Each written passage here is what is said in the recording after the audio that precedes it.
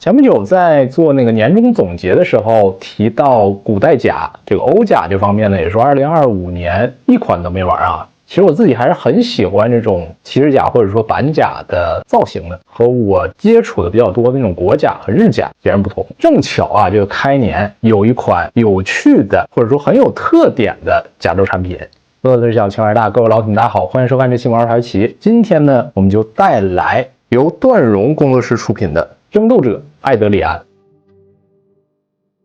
我们所熟知的这种骑士甲或者说板甲形象啊，基本上是源自于那种古代战场上的骑士冲锋。但是随着战争手段的不断升级和进步呢，这部分骑兵啊也随之淘汰。不过呢，由此衍生出来的马上比武却变成了一种很刺激的竞技体育。说体育有点夸张啊，因为如果你看过那个比赛现场的话，基本就是赌命或者说玩命的一种行为，很刺激，但是也十分危险。相关匹配的这种竞技铠甲也是逐渐的在防御上做出升级，就像今天我们所带来的这款甲胄一样，可以说是在牺牲灵活性和外观的这个条件上，把所有的技能点都加到了防御。这次呢，也是把这个产品的样板体验一下啊。先聊一下基本数值：160片白铜甲片，将近400颗黄铜铆钉。数据的话，我不愿多说啊，因为目前的高端的金属甲产品其实都是采用这种很多分片在连接的结构，以此去对原本的这个形象做出最大的还原。我主要想聊的还是这个甲所呈现的一些有趣的设计方面。这里最突出的就是它为了做出防护，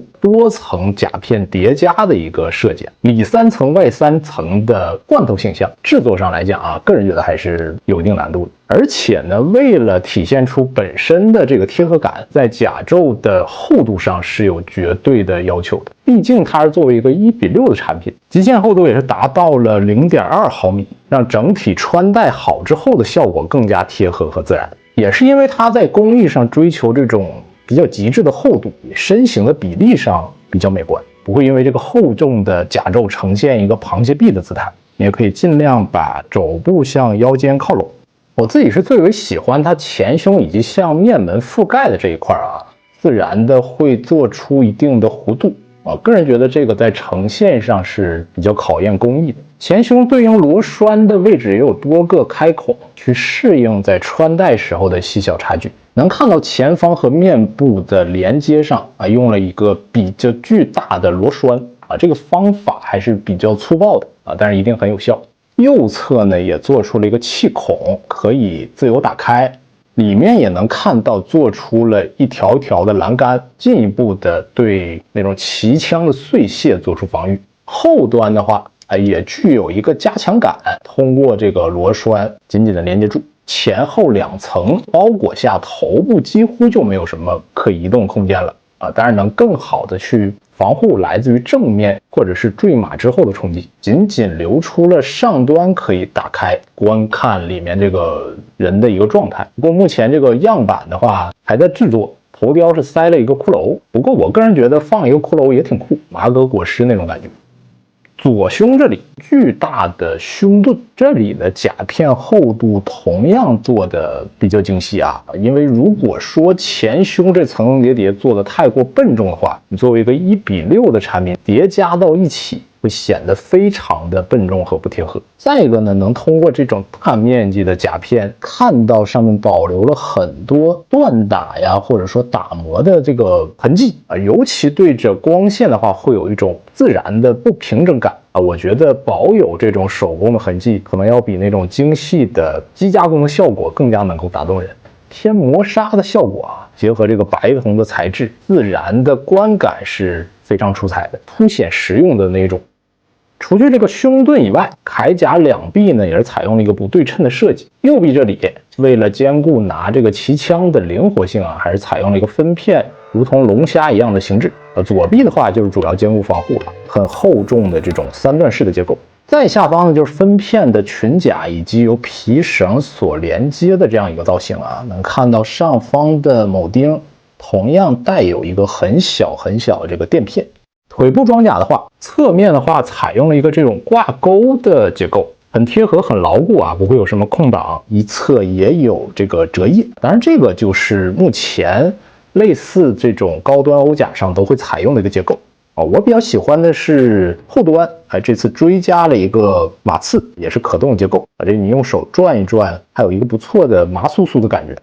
整个体验上，我自己特别喜欢的就是这款甲胄在多片结构堆叠上的还原。虽然从外观的话，里面有一些细节是难以发现的，但是它在结构上呢，对于原本的设计还是做出还原。这些地方你需要去从侧面去观察，才能大概看到它的一个结构上的设计。整体会自然呈现出一种沧桑感，或者说使用痕迹。然后呢，像是一些细小结构上就是一些封闭性的问题上，实话实说，之前看这款产品的时候，其实还是有一些不完善的地方。但是目前我拿到这个样板是有所升级，类似于手部、脚部还有关节部分连接和甲片比较密实的地方也是有进一步的优化比如这个手甲呀、膝盖这个部分未来的话，据说大货上还会进一步的升级。然后就是铠甲以外一些方面，首先呢，这个头雕先不多说未来还会有一个额外的设计。内部这个塑体现在体验起来，这个还是比较扎实的，因为这个铠甲本身很沉重像这个腿部的支撑手臂部分还是不会因为这个重量有明显的移动的。然后就是武器搭配方面首先是长柄武器这个应该叫做一个斧矛金属和实木相搭配，整体还是非常尖锐的这个把玩的时候一定要小心。然后我最喜欢其实这个双手大剑，很夸张的一个尺寸之前就知道这种形制的武器是非常巨大的，但是实际做成1:6之后，我拿在手中依然和一般的匕首一样长。整个工艺上呢，基本就是真实的武器做了一个微缩，效果还是不错的。然后是一个链夹，同样是金属和木质相结合的，体现出来的质感会凸显那种粗糙感，因为这个本来就是一个比较偏野蛮一点的武器嘛，和这个罐头造型的铠甲其实还是比较搭配的。上面这些尖刺锐度同样很高，把玩的时候要小心。然后呢，是一柄短刃，这个造型可以说用独特来形容，两个类似于蛋蛋一样的这个感觉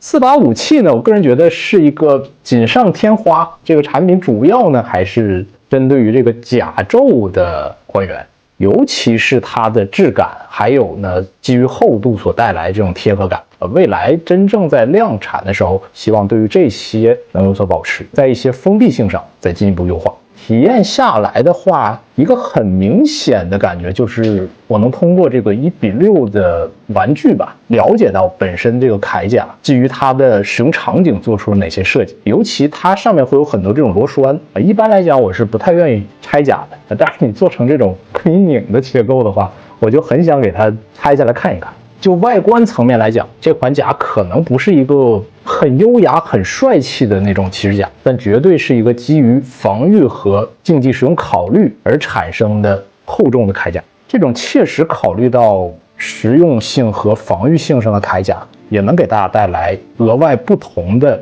结构之美。未来的话，还是希望能做出更多有趣的这种欧甲就是美型的那种欧甲是一方面，这种实用主义的欧甲就是另一个分支。在这种追求还原的方向上，还是有很多不同的有趣的铠甲值得被做成这种1:6的产品的。也希望这款产品未来最终出货的时候会有一个很好的表现。然后呢，这一期呢将分享到这里了，喜欢的朋友们记得一键3连，我们下期再见，拜拜。